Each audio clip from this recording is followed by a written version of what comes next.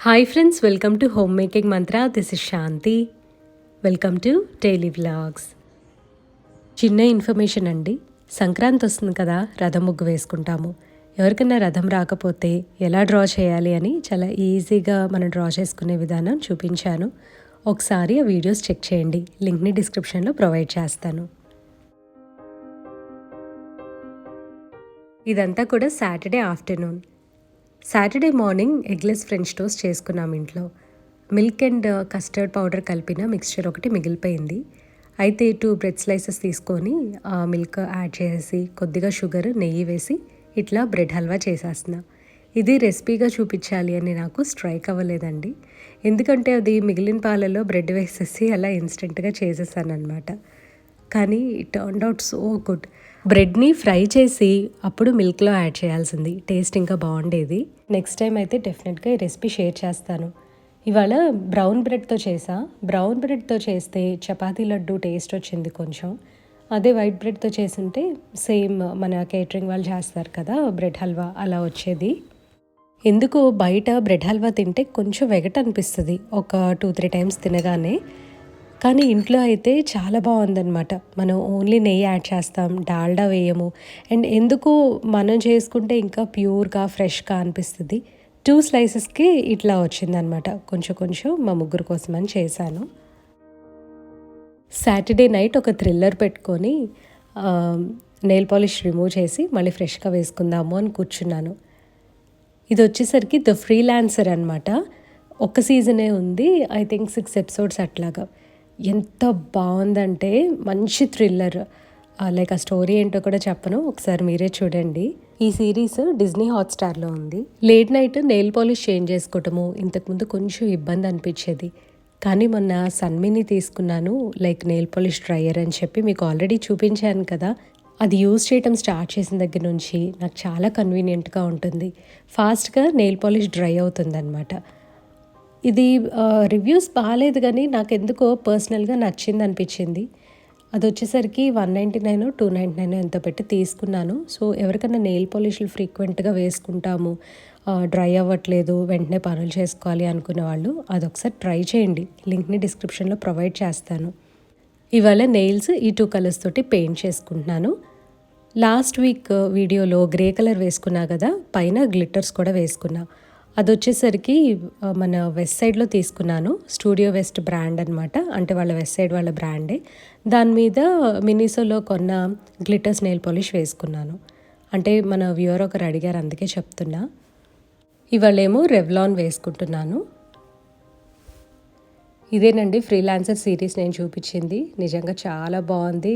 అసలు ఇంకా binge watch చేసేయచ్చు. కానీ ఈ మధ్య ఎక్కువ లేట్ నైట్ ఉంటుంటే నిద్ర సరిపోవట్లేదు అనమాట. సో పడుకుందామని చెప్పి ఒక 4 ఎపిసోడ్స్ చూసేసి పడుకున్నాము. 2 హ్యాండ్స్కి కూడా కొంచెం డిఫరెంట్గా వేసుకున్నాను ఇవాళ.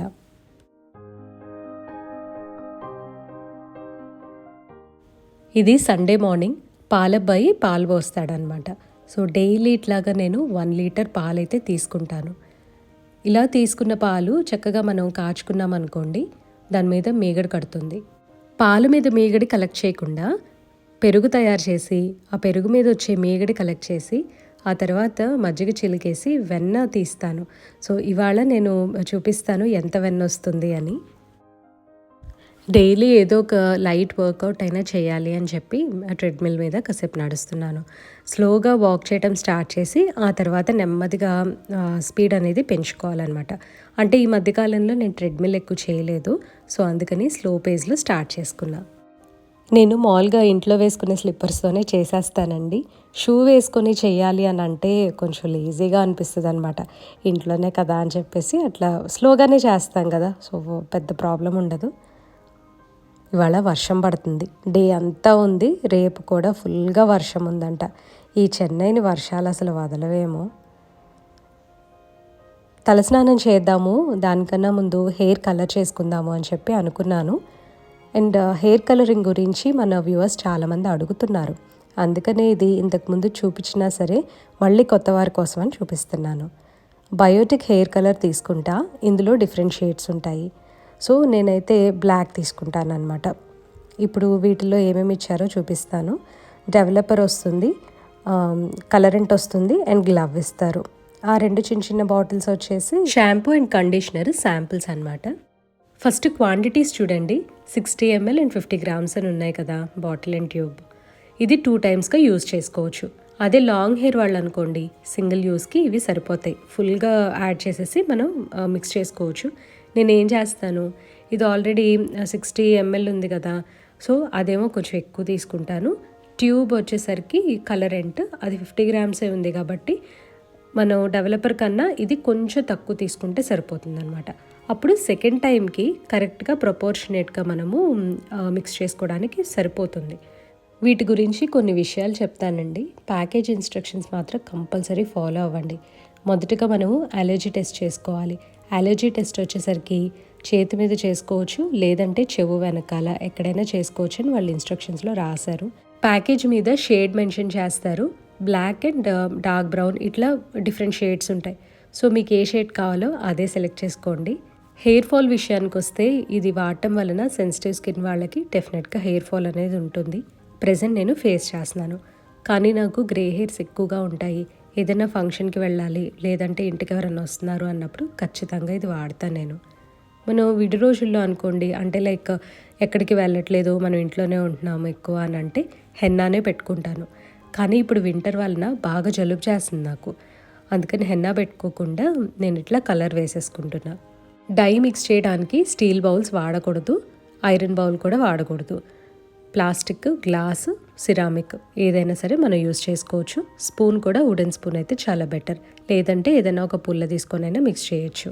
బ్రష్ తోటి కూడా మిక్స్ చేసేసుకోవచ్చు. బాటిల్ అండ్ ట్యూబ్ ఓపెన్ చేసిన దగ్గర నుండి ఖచ్చితంగా చేయికి గ్లవ్ ఉండేలాగా చూసుకోండి. హెయిర్ డై అప్లై చేసేటప్పుడు ప్రతిసారి కూడా ఇలాంటి బ్రష్ తోటే అప్లై చేయాలి. గ్లవ్ ఉంది కదా చేతికని చేతితోటి అప్లై చేస్తే అస్సలు నీట్గా రాదు, అంతా మెస్సీ అయిపోతుంది. ఏదన్నా ఒక బ్లాక్ షర్ట్ వేసుకొని, లేదా మన పనికిరావు అని అనుకునే ఉంటాయి కదా క్లాత్, సో అదొకటి కప్పేసేసి అప్పుడు డై వేసుకోండి. చాలా ఈజీగా క్లోత్స్ కూడా స్టెయిన్ అయిపోతాయి అన్నమాట. ఫేస్ మీద, చేయి మీద ఒకవేళ పడిందనుకోండి, అది నెయిల్ పాలిష్ రిమూవర్ తోటి క్లీన్ చేయడానికి ట్రై చేయొచ్చు. ఒకవేళ రాకపోతే ఒక 2 daysలో అవే పోతాయి. గ్రే హెయిర్ ఎక్కడెక్కడ ఉందో అక్కడ కంపల్సరీ మీరు మొత్తం చూసుకొని అప్లై చేయండి. ఎందుకంటే ఒక్కొక్కసారి ఆ క్రీమ్ అనేది టచ్ అవ్వదు అనమాట. అదొక్కటే జాగ్రత్తగా చూసుకోవాలి. కెమికల్ డై వాడటం వలన హెయిర్ చాలా రఫ్ అయ్యే ఛాన్స్ ఉంటుంది. ముఖ్యంగా సెన్సిటివ్ స్కిన్ వాళ్ళకి స్కాల్ప్ కూడా కొంచెం ఇచ్చిగా అనిపిస్తుంది. అందుకని కంపల్సరీ కండిషనర్ వాడండి. తర్వాత ఒకవేళ మీ దగ్గర కండిషనర్ అవైలబుల్గా లేకపోతే టీ డికాషన్ ప్రిపేర్ చేసుకొని లాస్ట్ మగ్గు టీ డికాషన్ చక్కగా తల మీద ఇలా పోసుకోండి. గ్రీన్ టీ కూడా మనం ఒక టీ బ్యాగ్ తోటి డికాషన్ ప్రిపేర్ చేసి తల మీద పోసుకోవచ్చు. నిన్న రాత్రి యాక్చువల్గా నేను వెన్న తీయాల్సింది. రాత్రి మజ్జిగ చేస్తుంటే చలినురుసు పట్టింది. చలినురుసు అంటే వింటర్లో అవుతుందన్నమాట. అట్లాగా బాగా మనం చిలుకుతూ ఉంటాం కదా, ఫోమ్ లాగా వస్తుంది. అసలు బటర్ అనేది అంటే ఎల్లో కలర్లో కనిపించదు, వైట్గా నురగలాగా వస్తూ ఉంటుంది. అలా వచ్చినప్పుడు మనం ఎంత ట్రై చేసినా సరే వెన్న అనేది రాదు. ఒకవేళ ఆ ప్రాబ్లం వచ్చిందనుకోండి, మనం అట్లీస్ట్ 6 to 10 hours పాటు పక్కన ఉంచేసేయాలి. అది దానికి కొంచెం టైం ఇవ్వాలన్నమాట. అప్పుడు కొంచెం సెట్ అవుతుంది. రూమ్ టెంపరేచర్కి వచ్చిన తర్వాత మనం చిలికామనుకోండి, చక్కగా ఇట్లాగా వెన్న వస్తుందన్నమాట. వెన్న గట్టిగా బాల్ లాగా రావాలి అంటే ఎక్కువ ఐస్ క్యూబ్స్ వేసుకోండి, చక్కగా వస్తుంది. ఎందుకంటే మన చెయ్యి ఎట్లయినా సరే కొంచెం వేడిగా ఉంటుంది కదా, కరిగిపోయి జారిపోతూ ఉంటుంది. ఇది ఎక్కువగా ఆవు పాలతో అవుతూ ఉంటుంది. ఆవు పాలు పల్చగా ఉంటాయి, వెన్న కూడా కొంచెం పల్చగానే ఉంటుంది. వెన్నని ఆ బాక్స్లో కడిగేసి మళ్ళీ ఆ వాటర్ని ఈ మజ్జిగలో పోసేస్తున్నా. బాక్స్లో కాకుండా సెపరేట్గా గిన్నెలో కూడా కడగచ్చు. మళ్ళీ దాన్ని ఫ్రిడ్జ్లో పెట్టడానికి బాక్స్లో ఇటు మార్చాలి కదా, ఆ గిన్నెలో కొంచెం వెన్న వేస్ట్ అవుతుంది. మళ్ళీ ఆ బాక్స్లోకి షిఫ్ట్ చేయాలి. ఎందుకు ఈ గొడవని డైరెక్ట్గా బాక్స్లోనే పెట్టేసి అందులోనే కడిగేసి ఆ బాక్స్ని ఫ్రిడ్జ్లో పెట్టేస్తా. పాలకూర పప్పు చేయడానికని కందిపప్పు, ఎర్ర కందిపప్పు నానబెట్టాను. ఎల్లో కందిపప్పు తక్కువ ఉన్నాయని ఎర్ర కందిపప్పు యాడ్ చేసా. పాలకూర పప్పు చాలా బ్లాండ్గా ఉండేది ఫస్ట్లో నేను చేసినప్పుడు. ఏం చేసినా దానికి టేస్ట్ వచ్చేది కాదు. నేను ఈజీగా చేసే మెథడ్ కాకుండా అమ్మ వాళ్ళు చేసేలాగా చేద్దాము అని చెప్పి ట్రై చేశాను. సో అప్పటి నుంచి కూడా ఇదే ప్రొసీజర్లో పాలకూర పప్పు చేస్తా. చాలా బాగుంటుంది టేస్ట్ అయితే. తప్పకుండా మీరు ట్రై చేయాలి. పాలకూర పప్పు కదా అని చెప్పేసి ఈజీగా అనుకోవద్దు, నిజంగా బాగుంటుంది. ఇప్పుడు నేను చూపించే ప్రొసీజర్. పప్పుని కడిగి నానబెట్టుకున్నాను, చాప్ చేసిన పాలకూర యాడ్ చేసా, ఆ తర్వాత ఒక పచ్చిమిరపకాయ కూడా యాడ్ చేసేసి ఉల్లిపాయ లేకుండానే మనం ప్రెషర్ కుక్ చేసుకోవాలి. పప్పుని బట్టి 4 to 5 విజిల్స్ వరకు ప్రెషర్ కుక్ చేసుకుంటే సరిపోతుంది, ఇంకా సిమ్ అవసరం లేదు. ఒక ప్యాన్లో మనం ఇప్పుడు తాలింపు వేసుకోవాలి. ఇది చాలా ఇంపార్టెంట్. ఆయిల్లో ఆవాలు, మినప్పప్పు, జీలకర్ర యాడ్ చేశాను. ఇందులో మనము ఎన్ని ఎక్కువ వెల్లుల్లిపాయలు వేసుకుంటే అంత రుచి వస్తుందన్నమాట పప్పుకి. వెల్లుల్లిపాయ చిన్నదనుకోండి, అందులో మహా అయితే ఒక 6 నుంచి 7 గర్భాలు ఉంటాయి కదా, అవన్నీ వేసేసేయండి. బాగా లావుగా ఉండే వెల్లుల్లిపాయ అయితే అట్లీస్ట్ ఒక 4 to 5 పాట్స్ వరకు వేసుకోండి. ఒక చిన్న ఉల్లిపాయ కూడా కట్ చేసి యాడ్ చేస్తున్నాను. అవన్నీ ఫ్రై అవుతూ ఉంటాయి, ఈలోపు పప్పు మెదుపుతున్నా. పాలకూర కాడలు కానీ ఆకులు కానీ కొంచెం పెద్దగా అనిపించిన చోట అక్కడ ఒక చోట మ్యాష్ చేయండి, సరిపోతుంది. ఎందుకంటే 4 to 5 విజిల్స్ పెట్టినప్పుడు పప్పు చాలా బాగా ఉడికిపోతుంది అన్నమాట. పప్పు వేడిగా ఉన్నప్పుడే ఉప్పు, కారం, పసుపు యాడ్ చేసుకోవాలి. నానబెట్టిన చింతపండు కానీ చింతపండు గుజ్జు కానీ యాడ్ చేసుకొని ఒక 5 minutes పాటు బాయిల్ చేసుకోవాలి. ఉల్లిపాయ, వెల్లుల్లిపాయ మాడకుండా సిమ్లో ఫ్రై చేసుకోవాలి. అవి కొంచెం పక్కకు పుష్ చేసేస్తే రిమైనింగ్ ఆయిల్లో కొద్దిగా ఇంగువ, మెంతిపిండి యాడ్ చేసుకొని ఫ్రై చేసుకోవాలి. అసలైతే నేను వెల్లుల్లిపాయ వేసినప్పుడు ఇంగు వేయనమాట, కానీ ఒక అక్క చెప్పారు చాలా బాగుంటుంది అలా చేస్తే అని చెప్పి. అంటే అప్పుడప్పుడు అవసరమైన చోట యాడ్ చేసుకోవచ్చు అని అన్నారు, అందుకని ఇవాళ ట్రై చేస్తున్నాను. నిజంగా చాలా బాగుందన్నమాట టేస్ట్ అయితే.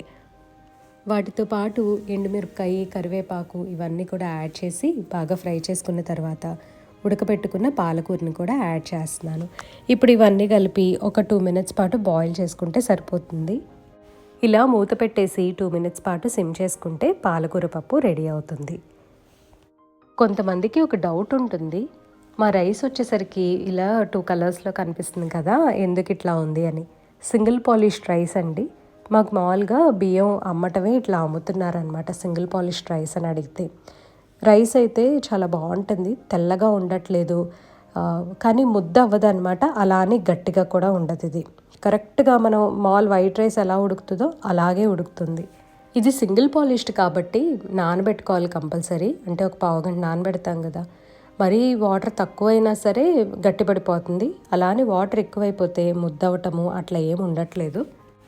చెన్నైలో మేము ఉండే ఏరియాలో అయితే ఈ రైస్ దొరకట్లేదండి, అందుకే విజయవాడ వెళ్ళినప్పుడు 25 kg మూట ఉంటుంది కదా, అవి కార్లో పెట్టేసుకొని తెచ్చుకుంటూ ఉంటాము.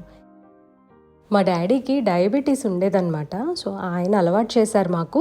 ఒక 5-6 years నుంచి ఇవే వాడుతూ ఉన్నాం మేము. ఒక పక్కన కుక్కర్ కూడా ఆన్ చేసేసాను అండ్ అప్పడాలు ఫ్రై చేసుకోవాలి. నిన్న మన వ్యూవర్ ఒకరు కామెంట్ పెట్టారు, మీరు చేసే రెసిపీస్ అన్నీ కూడా హోమ్ మేడ్ స్టైల్లో ఉంటాయి, అందుకని ఇంకా ఎక్కువ షేర్ చేయండి అని చెప్పి అన్నారు. అందుకే అండి వాళ్ళ పాలకూర పప్పు కూడా చూపించాను. ఇలా చేసుకోండి, కొత్త వాళ్ళకి చాలా యూజ్ అవుతాయని చెప్పి ఇవన్నీ కూడా నేను షేర్ చేస్తున్నా.